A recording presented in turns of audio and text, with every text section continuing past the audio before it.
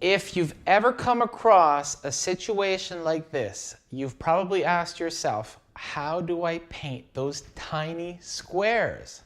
Hi, my name is Remy Boudreau. I'm a licensed painter, color consultant, owner of Expressions Painting, and founder of Expressions Painting University.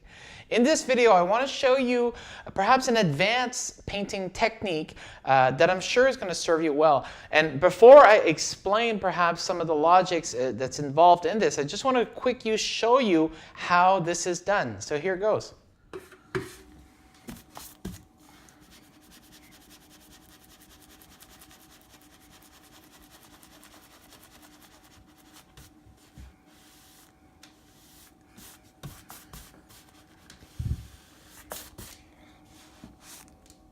Now, the first thing I want to point out is I'll play the video again and notice how I'm emptying the paint that's on top of the bristles. So when I first start, you'll notice that I do a backstroke and then I come back removing the excess paint on top of the bristles. And what this allows me to do is that when I'm moving the bristles towards those tiny squares, there's no excess paint on top of it, on top of the bristles, to go and touch the plastic pieces there.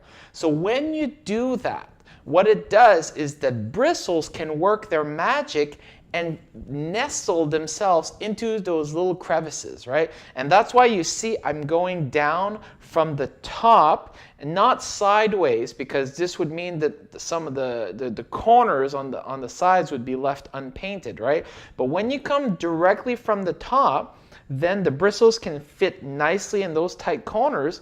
And because there's no excess paint on top, the ones that are really touching the top of the plastic simply bend, right? So they bend a little bit more than the ones that find themselves all the way to the bottom.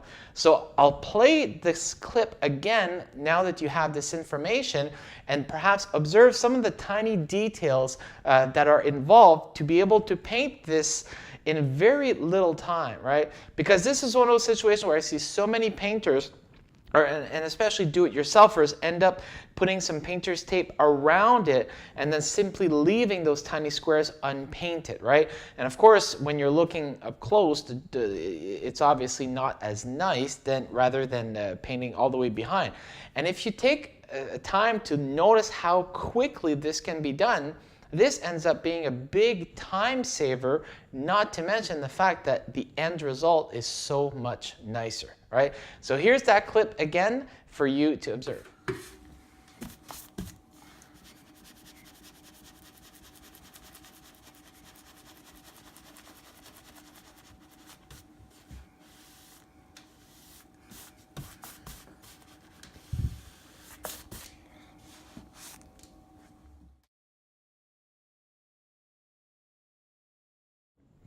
Did you get value in this video? I'm certainly hoping that you did. If you'd like to learn more tips and tricks like this, I send a new video every week, so be sure to subscribe to our weekly tips and tricks. The links can be found in the description below. And until then, I will encourage you to practice this simple technique of making sure that you remove the excess paint on top and then letting the bristles work their magic. Cheers.